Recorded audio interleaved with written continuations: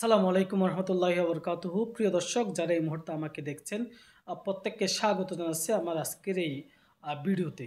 আজকে আমি আপনাদেরকে বলবো, বিশেষ করে বাংলাদেশের যে অন্যতম ধর্মভিত্তিক রাজনৈতিক দল রয়েছে বাংলাদেশ জামাত ইসলামী, সে জামাত ইসলামীর নেতা কর্মীদের এবং তাদের রাজনৈতিক পলিসি মেকারদের উদ্দেশ্যে আজকের আমার এই ভিডিও।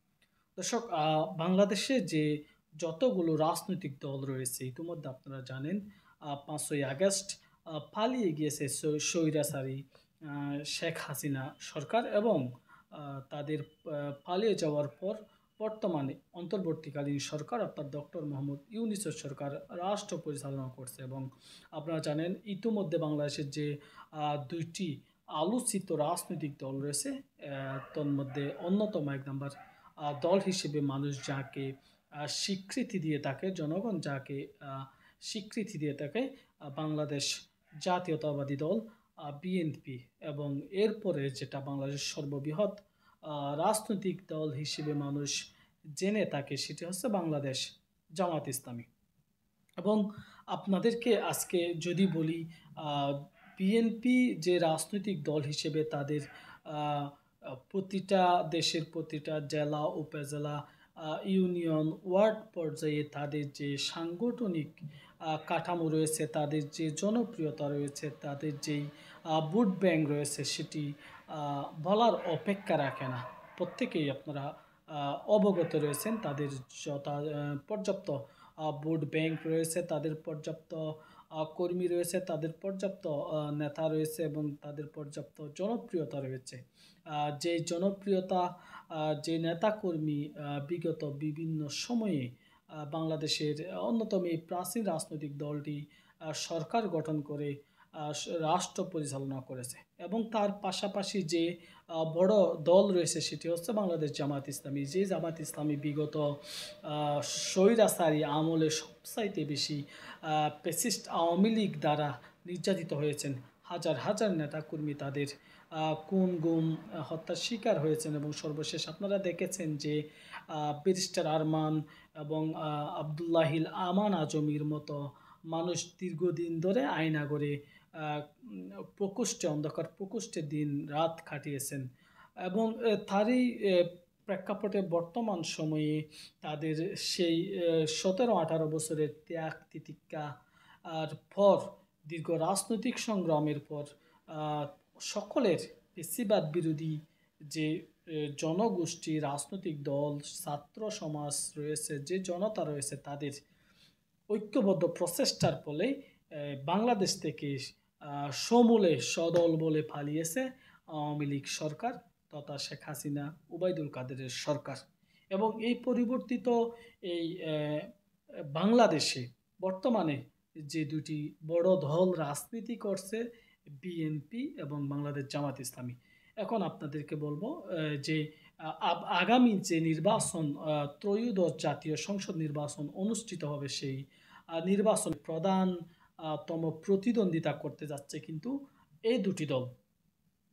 এবং এই দুটি দলের যে জনপ্রিয়তা রয়েছে সেটি বলার অপেক্ষা রাখে না।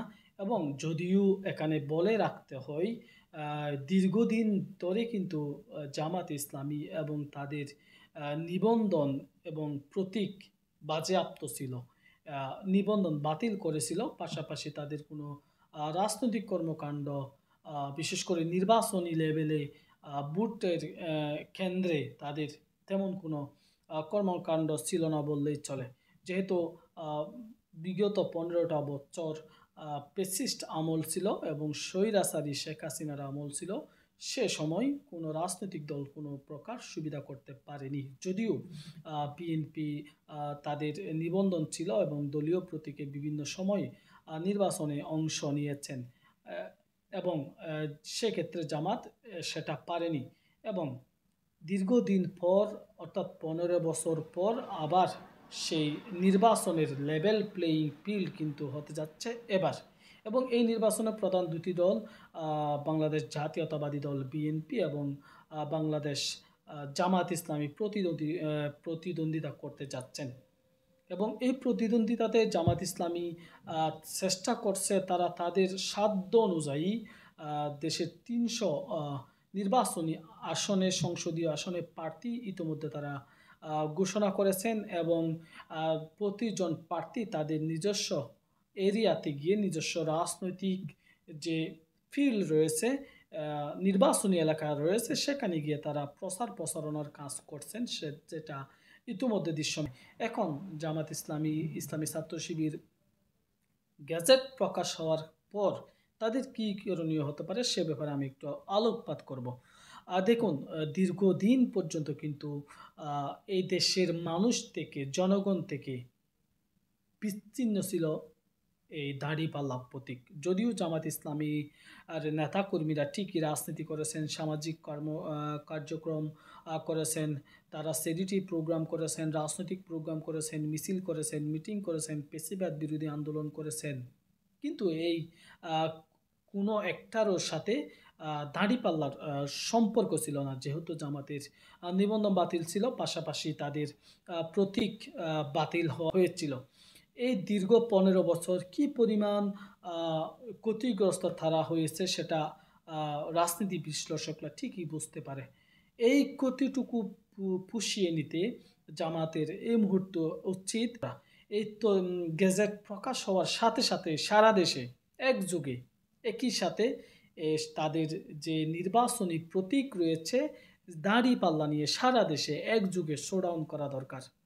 সে 15 বছরের যে অন্ধকার যুগ বলা যায়, এক প্রকার দাঁড়িপাল্লার অন্ধকার যুগ, সেই দাঁড়িপাল্লার অন্ধকার যুগ থেকে ফিরে আসার জন্য জামাতের এখন উচিত প্রতিটা জেলা, মহানগর, উপজেলা, পৌরসভা, প্রতি ইউনিয়ন, ওয়ার্ড এবং কি প্রতিটা ইউনিট থেকে জামাত যেদিন গেজেট ঘোষণা হবে, জামাতের দাঁড়িপাল্লা ফেরত দিয়ে যেদিন গেজেট ঘোষণা হবে, সেদিন জামাতের উচিত সারা দেশে রাজনৈতিক কর্মসূচি ঘোষণা করে যেন প্রতিটা মহানগর, প্রতিটা জেলা, প্রতি উপজেলা, প্রতি ইউনিয়ন, ওয়ার্ড, ইউনিটে প্রতিজন নেতাকর্মী, প্রতিজন জনশক্তি এক একটি দাঁড়িপাল্লা হাতে নিয়ে সেদিন সারা বাংলাদেশে মিছিল করা উচিত, র্যালি করা উচিত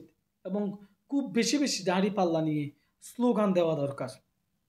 কেননা এই দীর্ঘ 15 বছর কিন্তু সেই দাঁড়িপাল্লার কথা মানুষ শুনেনি, সে দাঁড়িপাল্লা চোখে দেখেনি, সে দাঁড়িপাল্লাতে মানুষ তারা শিল নিয়ে ভোট দিতে পারেনি এবং এই না পারাতে দীর্ঘদিন পর্যন্ত জনগণ থেকে এই প্রতীকটি অনেকটা বিচ্ছিন্ন ছিল এবং এই 15 বছরের যে ক্ষতি সেটা পুষিয়ে নিয়ে আসার জন্য জামাতের উচিত খুব বেশি বেশি মিছিল করা, খুব বেশি বেশি মিটিং করা এবং দাঁড়িপাল্লার জন্য খুব বেশি বেশি মিডিয়া ওয়ার্ক করা এবং যে বাংলাদেশের বিভিন্ন মেইনস্ট্রিম মিডিয়াগুলো রয়েছে সেগুলোতে বেশি বেশি করে প্রচারণা চালানো।